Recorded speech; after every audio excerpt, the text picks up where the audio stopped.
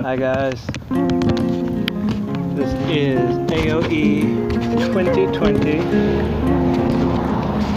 and I just wanted to share some things with you guys.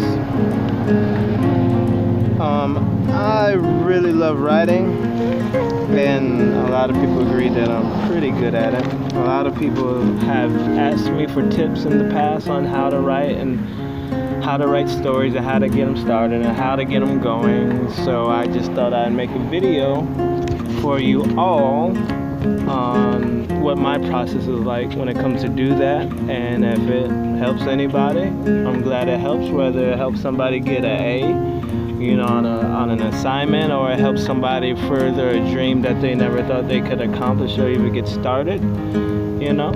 I'm more than happy to help out with that, because we're gonna work together or we're gonna work forever.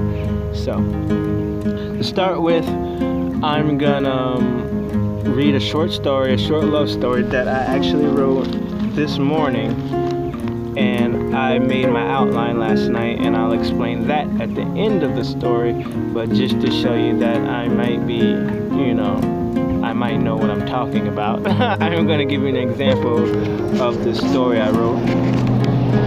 And this story is called A Free Fall to Flutter from a Single Drop. I know it's kind of wordy, but so I like it. I like alliteration. We'll get into that later. So here's the story. It was 7:37. Errol needed not a single beep or buzz from a traditional alarm clock. Every morning, a blinding beam of sun ray would parade through his plaid-cladded curtains to personally peel his eyes apart. I need muffins. The man yawned in a moaning roar. Today wasn't a day for bacon and eggs. He had a brief dream of his dearly departed granny. Muffins in the morning was one of her specialties, and his personal favorite. Nothing made him feel better than biting into one of the fondest memories of his childhood. After washing his hands and face, he brushes his teeth. Once he finds his left slide, he puts them both on, laughing to himself, remembering how his very country grandmother would scold him for walking with one shoe on. That's bad luck and a big no-no. Wearing a gray tank top and gray gym shorts he slept in, he left his duplex. It didn't appear to be the same sky that beamed him back to life 15 minutes ago. Everything above him seemed to match his clothes. There wasn't much going on outside, just a waving Mr. Thornton, scenting the neighborhood with the aroma of screaming grass. 8 minutes of bopping down the road to whatever song streamed into his earbuds had passed. He was now at the gas station, V12. It was recently built, very modern. Very modern compared to the old brick building that used to reside in the same spot. This had a lot of floor-to-ceiling glass and sleek metallic frames and computerization of different things. It was a lot more crowded than the old store, also because this had 3 times as many pumps. It also had a cafe, which is where he found the blueberry muffins. He grabbed them. A pack of 2 muffins the size of large apples. He paid attention to little more than his headphones. When it came time to pay, he took out his earbuds and noticed a smile that made his heart beat harder, faster, possibly even louder than any of the dance music he'd removed from his ears. "Do you know the best way to eat these?" she asked, looking at him with large light brown eyes that would later haunt his every step back home. "Pan-fried with butter?" he said. She was amused and slightly shocked, yet impressed. "I've never met anyone who ate it like that besides me and my brother, maybe," she replied with a hint of amazement. "That's because it's a secret." He joked with a straight face. She smiled even bigger as he inserted his card into the machine. Would you like a receipt? Only if you're gonna put your number on it, just to share recipes or whatever. She was really caught off guard by this, but her smile remained genuine. In mere moments, where not a single caterpillar had dwelt, emerged dozens of butterflies that fluttered between the two. That's not gonna happen, she smirked, shaking her head. She gently grabs the phone out of his hand. She calls her own phone, then added the number and contacted Janet. He left hoping he was remembering how to walk right. That was new, he thought to himself. He looked up, and the sun was brighter than ever, and there were no more clouds in the sky. And he smiled. Thanks, Granny. And he went home and made some muffins. Okay, guys, so that was my short story, and I made the outline last night. It took me about an hour to write all of that down, and it could have been better. I'm not the best narrator, but you get the drift. It was a cute story. And the most important thing about a story that you have to remember is it has a beginning, a middle, and an end. Now,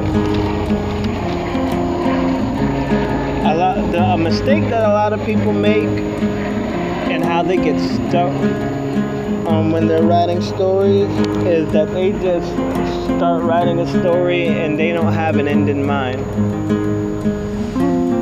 So I'm gonna show you that. But before we start,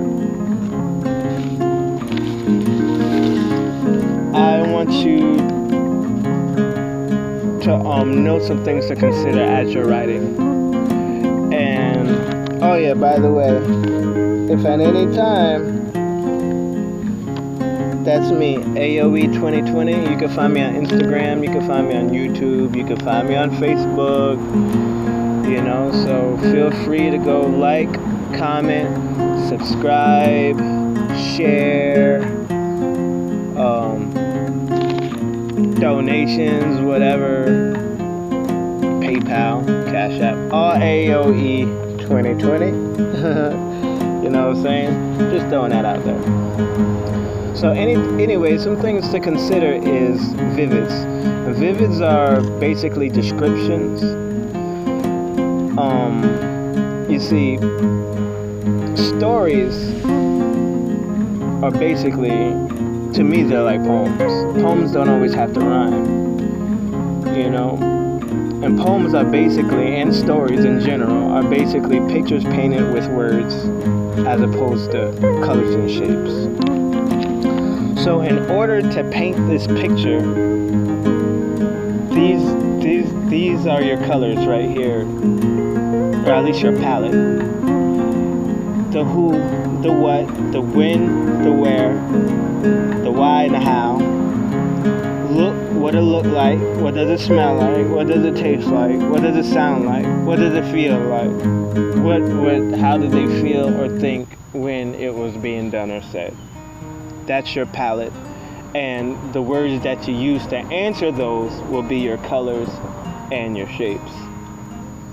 Which is a metaphor, which leads me to the next part of poetry. Two more different kinds of vivids, which are more like statements, are metaphors or similes. And just for the sake of explaining it real quick for anybody who may watch this and may not know or may have forgotten what it was, or maybe the way I explain it is a little better. These are basically descriptive phrases describing whatever it is by comparing it to something similar. Sorry, I don't know why that was so hard to say. So, if I was describing a hot kitchen in the form of a metaphor, I personally would say the heat within the kitchen is like that from the deepest parts of hell. Notice that like. It's like that. You know what I'm saying? It's like the deepest part of hell. If I was using a simile, that's nearly the same thing, only instead of saying like or as, you just say it is that. So using the same example but as a simile, I would say the entire kitchen was an oven in itself. Because clearly the kitchen is an oven, but it's an oven because it's hot like an oven, but that's a metaphor. So you use it as a simile, you say it is an oven. And then you could put it together, all together, metaphor and simile, saying the same thing twice. The entire kitchen was an oven in itself. The heat within was like that from the deepest parts of hell. It always felt like it was forever on the fringe of flames.